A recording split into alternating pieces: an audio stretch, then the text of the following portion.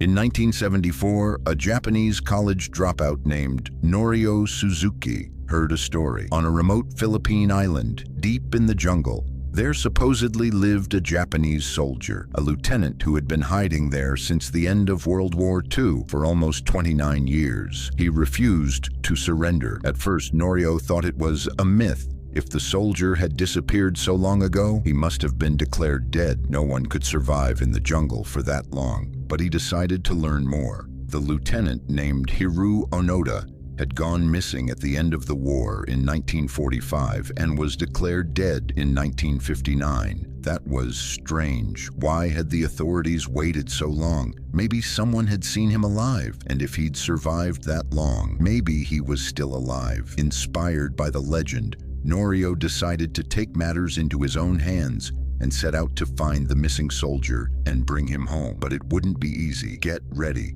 because we're diving into the story of a man who kept fighting for nearly 29 years after World War II ended. Hiroo Onoda was born in 1922 in Kainan, Wakayama Prefecture, Japan. He was the fifth of 7 children. When he grew up, he worked as a salesman for a Japanese company in China. But fate had other plans. Everything changed on December 7th, 1941, the day Japanese forces attacked the U.S. naval base at Pearl Harbor. The event changed the course of World War II. In response, the U.S. declared war on Japan, and the two nations became locked in global conflict. All able-bodied Japanese men aged 17 to 40 were drafted. In May 1942, Hiroo was called for training, which he completed with honor. At just 20 years old, he was assigned to the 61st Wakayama Infantry Regiment, then transferred to the 218th Regiment, and soon sent to the front in Nanchang, China. In December 1944, American troops landed in San Jose, Philippines. Japanese soldiers were rushed there,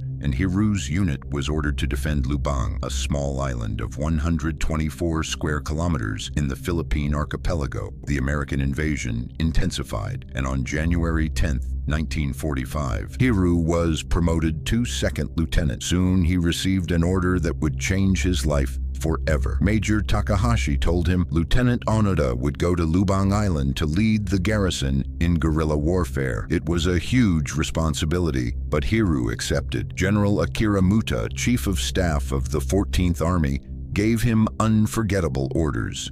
Under no circumstances are you to take your own life. It may take 3 years, 5 years, but whatever happens, we will come back for you. Those words stayed with Hiroo, who had just become a young lieutenant. He vowed to fight until the very end, but his comrades did not yet trust him. He had much to prove. The chance came soon. On February 22nd, 50 American soldiers landed on Lubang.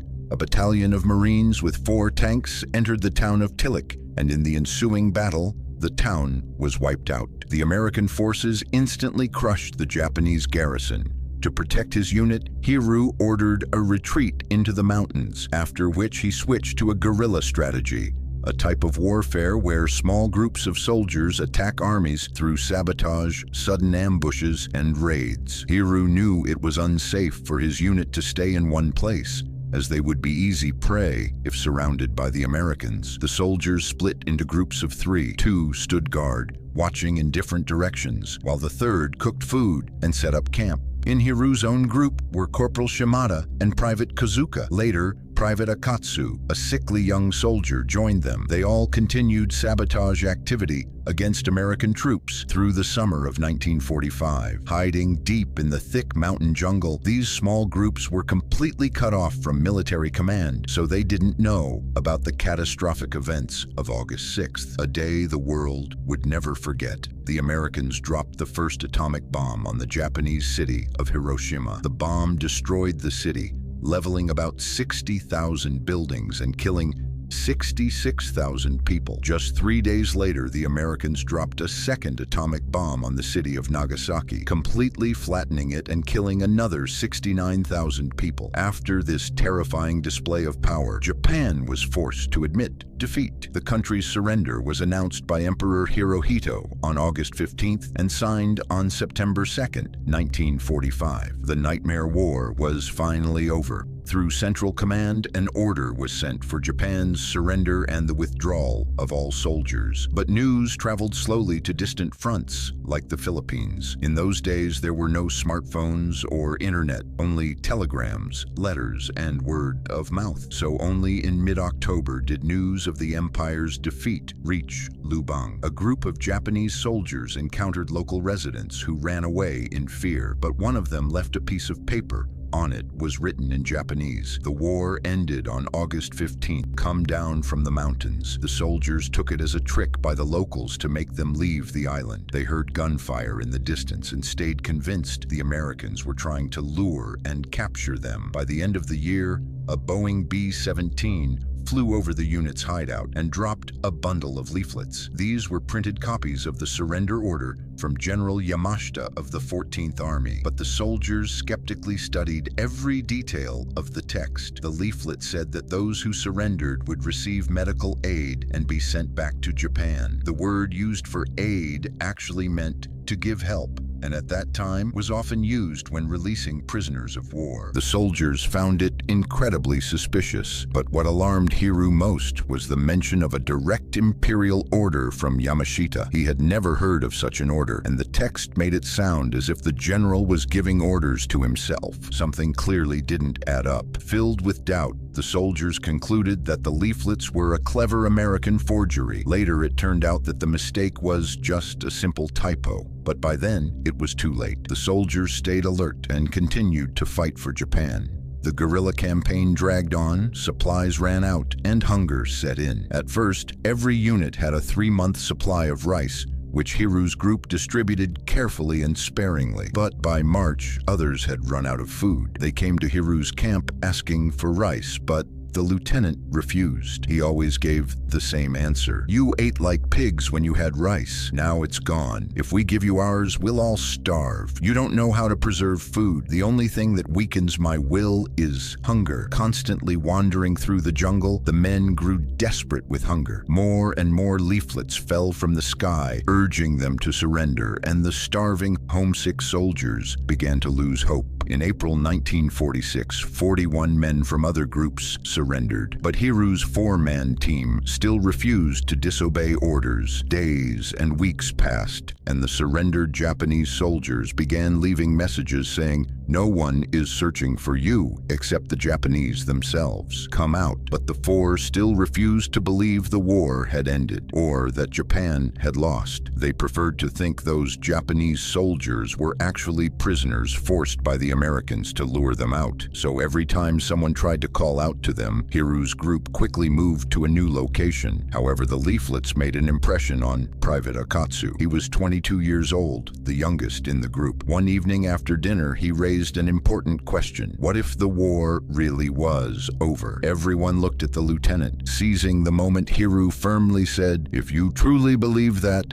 I'll go and check myself." But suddenly, Private Kazuka interrupted, reminding them of the strange leaflets mentioning a supposed direct imperial order. He convinced them that the other soldiers had fallen into an American trap. They had believed the fake leaflets and been captured. His comrades changed their minds and refused to take responsibility for those soldiers whom they now believed to be prisoners. They swore to keep fighting. It was already mid-April 1946. And they didn't know they were the last Japanese resistance fighters left in the Philippines. After most of the Japanese forces had surrendered, the people of Lubang finally relaxed and went into the mountains to cut wood. Whenever Hiroo's soldiers, always ready for battle, heard them approaching, they hid in the bushes like ninjas. They considered the islanders enemies because when the Americans landed, the Filipinos had quickly taken their side and turned against the Japanese occupation forces. The locals had become guides for the enemy,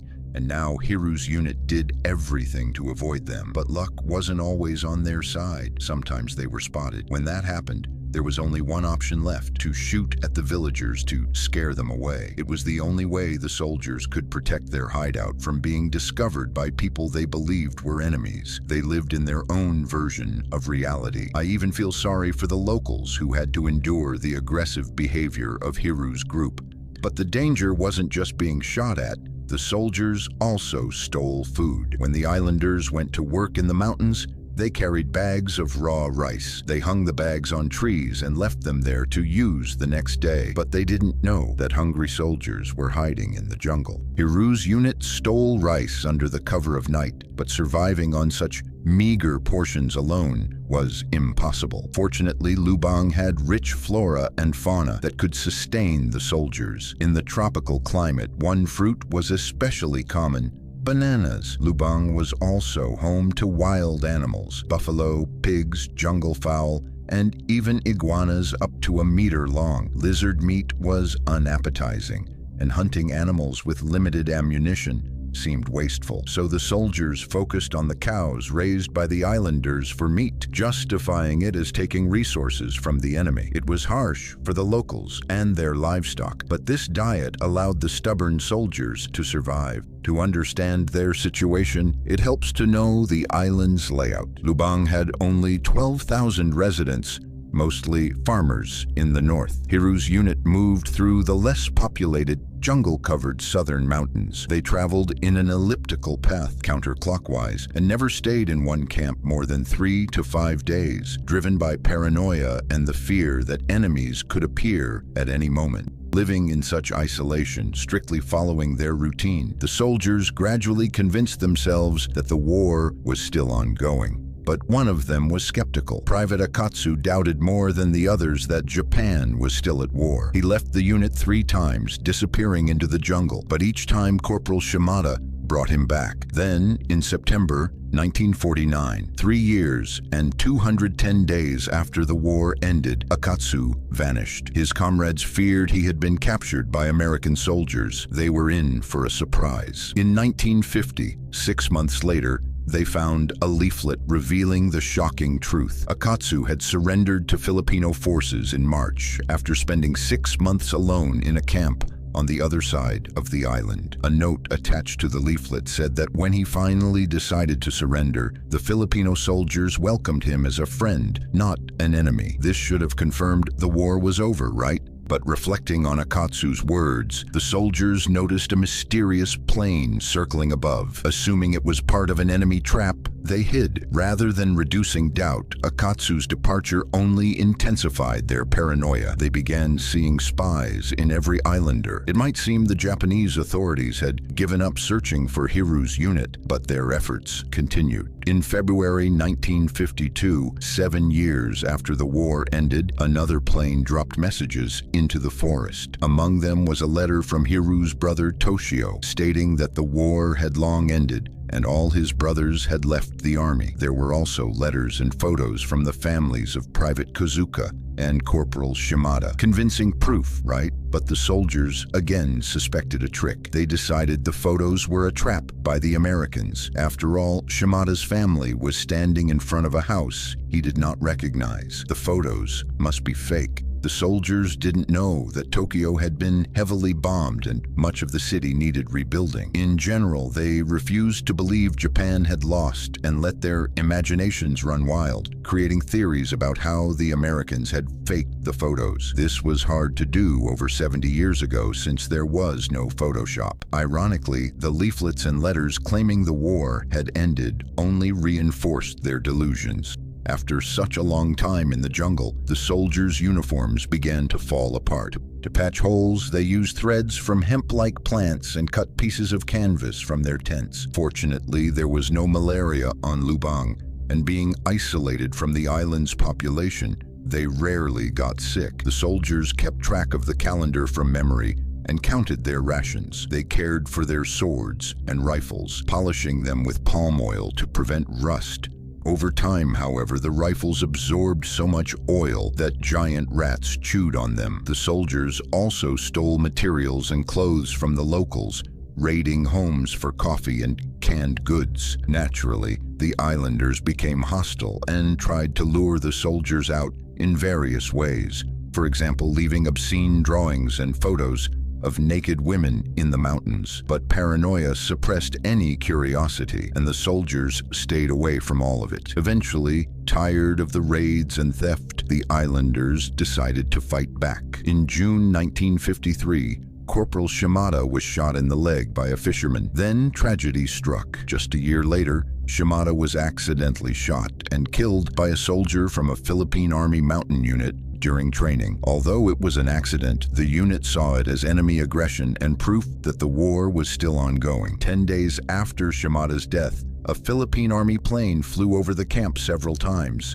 It dropped leaflets and a loudspeaker announced, "Onoda, Kozuka, the war is over." One would think this should have been a moment of truth convincing the two soldiers, but no. Angered by Shimada's death, they only became filled with a thirst for revenge. The soldiers saw it as another American trick to lure them out. I'm not even sure if these men were patriots or just insane. Nearly 10 years in the jungle would inevitably affect anyone's mind. But it wasn't only the soldiers showing incredible stubbornness. The Japanese government, faithful to General Muta's words, also did not give up. In 1953, the two remaining soldiers witnessed a new attempt to draw them out. This time, it was a major search operation. Loudspeakers repeated, "Lieutenant Onoda, Private Kozuka, the war is over." They also played Japanese anthems and many songs familiar to the soldiers. The operation covered the entire island. But whenever people approached, the soldiers retreated deeper into the jungle, convinced it was a trap. The search lasted 6 months from May to the end of November. True persistence. Yet no matter what the authorities did, both soldiers continued hiding. On the last day of the search, something remarkable happened. Hiru heard a voice over the loudspeaker. "Hiro, come out. It's your brother Toshio." He immediately recognized the voice. It really was his brother. One might think that at this moment he would finally come out. He knew his brother and trusted him. There were no technologies then to alter a voice, so it was definitely him. Now Hiru couldn't doubt it, right? Amazingly, Hiru convinced himself it was just a prisoner pretending to be his brother. He only believed what he invented himself, but that wasn't all. At the end of the search, the authorities left something that could have finally shaken the soldiers' beliefs: a stack of Japanese newspapers. These were the first real news the unit had seen in 15 years. Yet instead of accepting the truth, paranoia took over. Clearly, the enemy printed these newspapers and faked the articles to mislead them. The articles didn't mention the Greater East Asia Co-Prosperity Sphere. What sphere? You probably haven't heard of it, but it was an idea of the Japanese Empire. Japan would be the central power in Asia, and neighboring countries would become its vassals. Of course, this idea was hated by all other Asian countries. When Japan lost, it had to abandon it. But for Hiro and Kozuka, the thought of Japan's defeat was impossible. Therefore, the Co-Prosperity Sphere had to exist. They believed that if Japan had lost, there would be no news at all, since the population would have been destroyed. It's a grim idea, but it shows how deeply war propaganda influenced the soldiers. It's important to understand that when Hiro arrived in the Philippines in 1944, Japan was already losing the war. But back home, propaganda repeated slogans about 100 million souls dying for honor. It was believed that Japan's population would rather die than surrender. Hiro took this literally and sincerely believed that his country would not give up, while even one Japanese remained alive. Both Hiro and Private Kozuka felt it was their duty to hold out until the Co-Prosperity Sphere could save them. The fact that no Japanese newspapers mentioned it only convinced them that the Americans had faked the news. Classic circular conspiracy thinking. It is remarkable that despite all evidence, the soldiers clung to their beliefs. Essentially, Hiro had created a mental prison that kept him trapped in a world of illusions. Holding on to these illusions, Hiro and Kozuka continued guerrilla activities. They conducted fiery raids, burning piles of rice collected from the islanders. These fires acted as beacons, signaling that Onoda's unit was still fulfilling its duty. The soldiers hoped to clear the way for a Japanese landing force, which they believed would arrive soon. Their actions did not go unnoticed. The islanders, who hated them, reported the raids to the police, calling the two men mountain devils, which increased tensions. After the war, living conditions on the island gradually improved, and the soldiers noticed that electric lights were appearing in many villages. At the end of 1965, something remarkable happened. Hiro and Kozuka stole a radio. For the first time, they could hear real news about the war, Japan's territorial gains, and how close it was to victory. But instead, They heard news about relations with America, spaceflight tests, and the new president of the Philippines. There was no war news, as if the war had already ended. This should have been the last straw, right? They finally realized the truth, didn't they? Sadly, no. They took the news as American propaganda and refused to surrender. This led to another tragedy. Tensions between the islanders and the soldiers peaked on October 19, 1972, when the unit again set fire to rice. The Philippine police were called. During the resulting shootout, Kozuka was shot. It was a devastating blow for Hiro, who was left alone, surrounded by the consequences of his actions. Yet he continued his solitary patrols around the island, hidden in camouflage and strictly following military routines. 3 days after Kozuka's death, a new search operation began. Authorities again left newspapers hoping to attract Hiro's attention, but errors in the articles made him suspicious. Although the papers reported Kozuka's death, they did not mention his treasured belt with 1,000 poems, a special cloth inscribed by his family for luck. For Hiro, this detail was crucial, so he concluded the newspapers were fakes, which only strengthened his suspicion of a large conspiracy. Believing in Japan's righteousness and goals, Hiro held on to the idea that the Philippines would eventually side with Japan. He convinced himself that if he stayed on Lubang and fought for his homeland with a sword in hand, he was serving the greater good. He continued hiding in the jungle, waiting for a secret agent to contact him. Meanwhile, his family never stopped searching. Over the next 6 months, 3 Japanese search teams tried to convince Hiro to surrender, but he was still in camouflage and invisible in the dense jungle. Yet something changed. Although Hiro believed the Americans were forcing his family to act, he could not resist contacting them in some way. In a moment of weakness, he wrote a note thanking them for the gifts they had left and placed it in the same spot. At least this confirmed he was alive, making him a legend in Japan. This was when Hiro's story caught the attention of Norio Suzuki, a former student who in 1974 traveled to the Philippines to find the long-lost lieutenant. He was incredibly lucky. He achieved in 4 days what searchers had failed to do for nearly 29 years. Norio set up camp alone in the jungle when Hiro simply approached him. Hiro immediately realized Norio was not a local. How? He wore wool socks with rubber sandals, which the islanders never did, and he spoke in a Japanese dialect. This likely convinced Hiro to stay and talk with him for 2 hours. After months of solitude, he needed company. Norio carefully told Hiro that Japan had indeed lost the war and had been living in peace for many years. Only then, looking into another person's eyes, did Hiro slowly realize that everything he had long dismissed as enemy propaganda was actually true. He had been fighting on the island for over 10,000 days for nothing, still unable to fully accept it. When Norio asked what would finally make him leave the jungle, Hiro replied that it would take a direct order from his commanding officer. The old major had long since retired, now selling books in Miyazaki Prefecture. But Norio promised Hiro he would bring the officer to the Philippines. To prove he had found the lieutenant, they took photos together, and as promised, the long-awaited reunion happened 2 weeks later. The major read Hiro the order. The 14th Army ceases all combat operations. Thus, after fighting for 29 years, Lieutenant Hiro Onoda's war was finally over. He reunited with his older brother Toshio and was then taken to Manila, where President Marcos charged Hiro with serious crimes he had unknowingly committed while believing he was still a soldier. Formally, his actions were considered acts of terrorism, but the president forgave him. When he returned to Japan, he was warmly welcomed as a war hero, which may seem strange given how long he had been in delusion. But in Japanese culture, heroes who remain faithful to their duty, especially in hopeless situations, are admired. Lieutenant Onoda was celebrated as an ancient hero, a sort of modern samurai. His return was truly spectacular.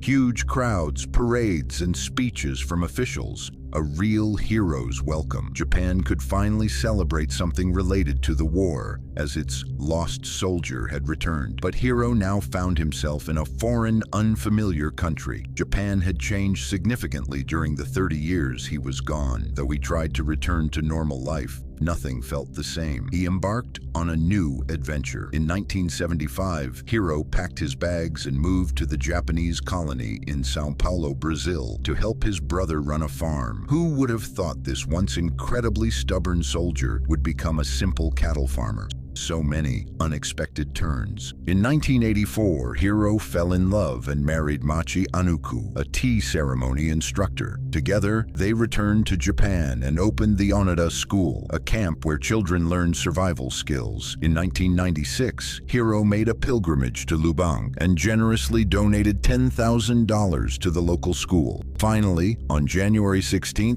2014, after a life full of adventures, Hiro passed away at the age of 91, leaving an extraordinary legacy. Do you think Hiro's determination to fight for so long deserves admiration, or was he simply insane? Share your thoughts in the comments below. Thank you for watching.